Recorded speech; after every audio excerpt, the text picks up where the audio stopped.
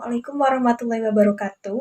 Kami dari kelompok 2, Sistem Informasi Manajemen, akan mempresentasikan hasil kerja kelompok kami mengenai komunikasi data. Sebelumnya, perkenalkan anggota kelompok kami. Yang pertama ada saya, Rizka Oktaviana, NIM 2019-11042. Yang kedua ada Zulfa Latifatus Solihah, NIM 2019-11060. Yang ketiga ada Silsilia Madevi, NIM 2019-11063. Dan yang keempat ada Eka Sulis Haryanti, NIM 2019-11065. Yang kelima ada Usriatul Ma'rufia, NIM 2019-11074. Dan yang keenam ada Nur Afikah, NIM 2019-11235. Materi yang pertama adalah pengertian dari perangkat keras komunikasi. Perangkat keras komunikasi merupakan komponen-komponen komputer yang dapat ditangkap dengan indera praba kita. Sejumlah perangkat keras merupakan komponen pokok yang harus ada di sebuah komputer, sedangkan komponen-komponen lainnya adalah komponen pendukung untuk menambah fungsi sebuah komputer. Berikutnya adalah macam-macam komponen perangkat keras komputer. Yang pertama ada software. Software ini menyediakan instruksi untuk perangkat keras dalam menyelesaikan tugas-tugasnya. Berikutnya adalah hardware. Hardware dibagi menjadi 3, yaitu processing device atau CPU. Yang kedua input dan output device. Dan yang ketiga adalah storage device register. Apa itu fungsi dari perangkat keras?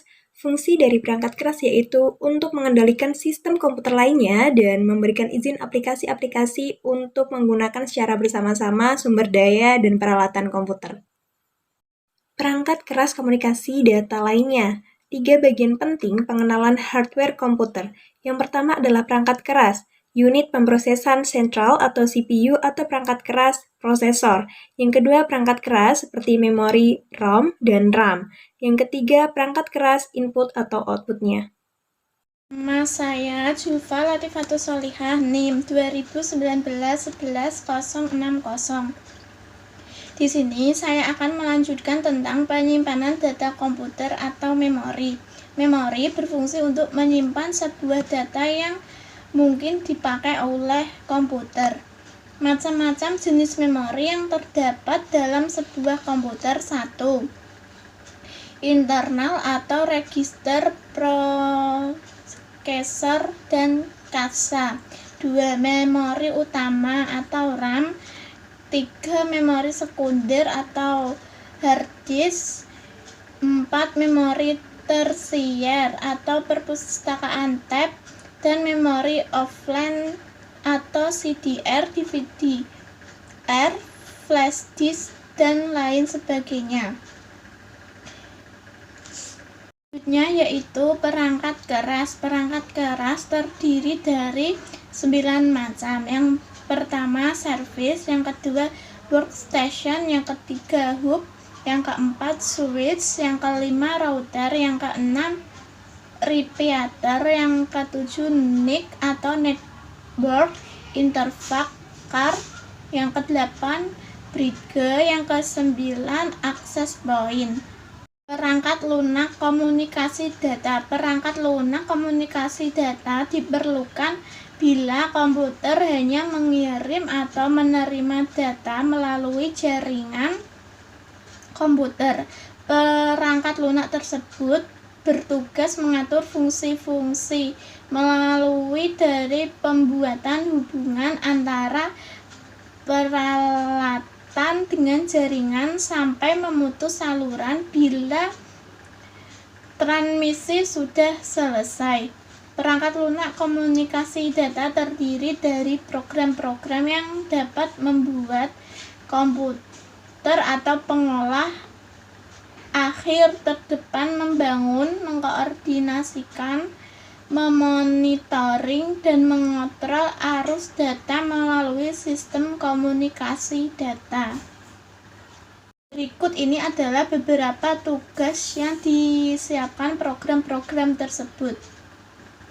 Membuka dan menutup saluran komunikasi. Program-program tertentu mengarahkan komputer membangun hubungan yang benar untuk membuat suatu transmisi dan memutuskan hubungan bila transmisi sudah dikirim.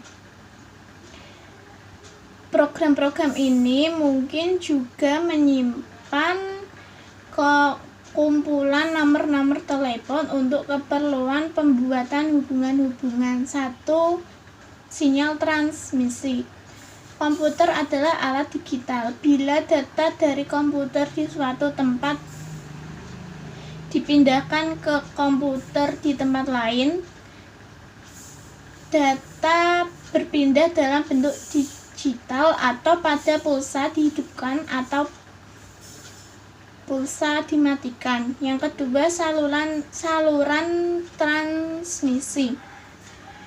Data dapat ditransmisikan melalui beberapa macam saluran, yaitu pasangan pintalan kawat, kabel berbalut, sistem gelombang mikro, dan gelas optik. Slide selanjutnya yaitu tipe jaringan. Network atau jaringan adalah peralatan komunikasi data di mana kesemuanya berhubungan satu dengan yang lainnya untuk mendapatkan komunikasi. Next yaitu jaringan komunikasi data.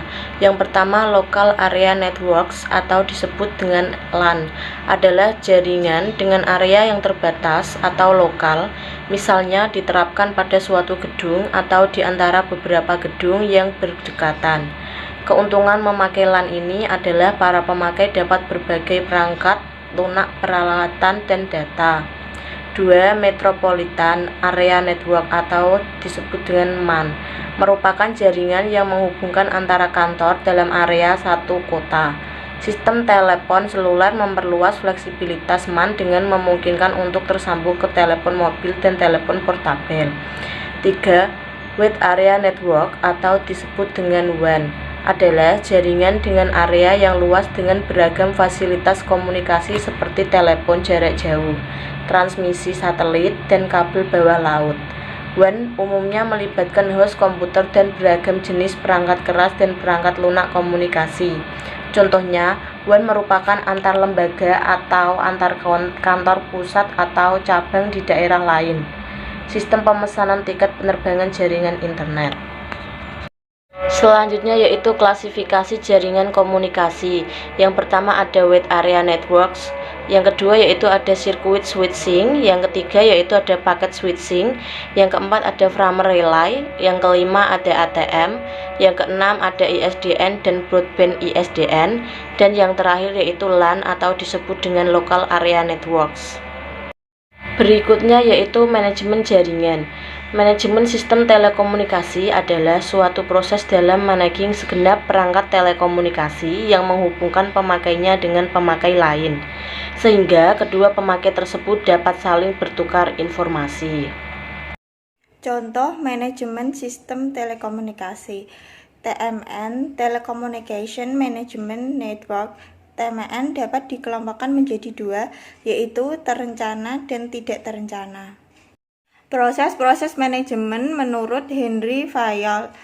A. Planning merencanakan, B. Organizing mengorganisasi, C. Directing memimpin, D. Coordinating mengkoordinasikan, E. Controlling mengendalikan, F. Staffing mengangkat pegawai-pegawai, G. Budgeting penganggaran belanja, H. Reporting pelaporan. Lingkup manajemen jaringan ada 5. Yang pertama, manajemen gangguan, yang kedua manajemen performasi, ketiga manajemen konfigurasi, yang keempat manajemen keamanan, yang kelima manajemen accounting. Tujuan manajemen jaringan.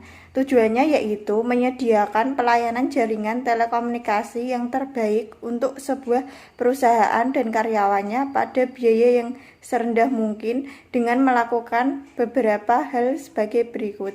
Yang pertama, melaksanakan ongoing operation dalam sistem telekomunikasi. Yang kedua, menyiapkan dan melaksanakan budget telekomunikasi. Yang ketiga, mengikuti perubahan atau pergantian perangkat, pelayanan, struktur industri, dan tarif. Yang keempat, ada implementasi strategi dalam pengendalian dan instruksi karyawan perusahaan sesuai prosedur yang efisien.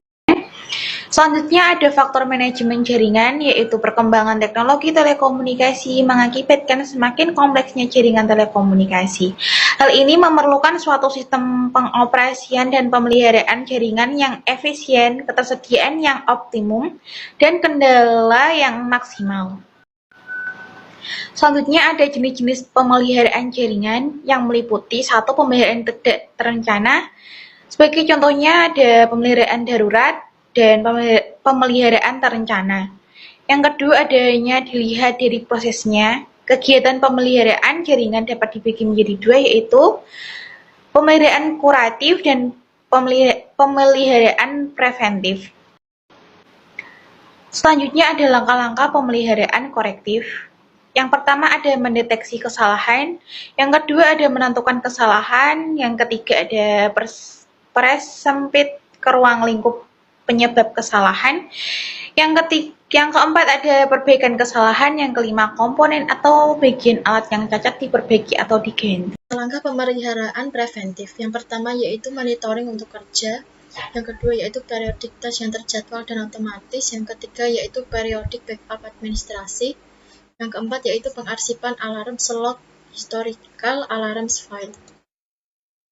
Tantangan utama dalam mengelola suatu jaringan yang pertama yaitu tetap mengikuti kemajuan pesat teknologi pada trade journal, info produk penjual, dan percakapan dengan rekan-rekan. Yang kedua yaitu menganalisis masalah yang membutuhkan intuisi dan keterampilan. Yang ketiga yaitu mengantisipasi kebutuhan customers. Yang keempat yaitu memperoleh resources. Yang kelima yaitu jaringan yang scalable dan maintainable atau memiliki tick Ethernet 3 tahun lalu. Yang sekarang yaitu berhubungan dengan Twisted Pair. Berikutnya yaitu keenam yaitu pengelolaan klien atau lingkungan server. Yang ketujuh yaitu jaringan dengan teknologi baru sehingga bagian dari pendidikan kelanjutan. Yang kedelapan yaitu penelitian kolaboratif antara lembaga akademik dan industri. Yang kesembilan yaitu kehandalan maintaining. Ke-10 yaitu mendiagnosa masalah atau OTG secara tidak mengganggu atau tanpa mempengaruhi pengguna lain pada jaringan. Yang ke-11 yaitu memperkirakan nilai transisi teknologi. Yang ke-12 yaitu mempertahankan firewall yang aman antara jaringan internal dan internet, sehingga mendapatkan informasi dan layanan yang tersedia dari internet. Yang terakhir yaitu menentukan tanggung jawab OTG ke WAN. Sekian presentasi dari kelompok kami. Jika terdapat kesalahan, kurang lebihnya mohon dimaafkan. Wassalamualaikum warahmatullahi wabarakatuh.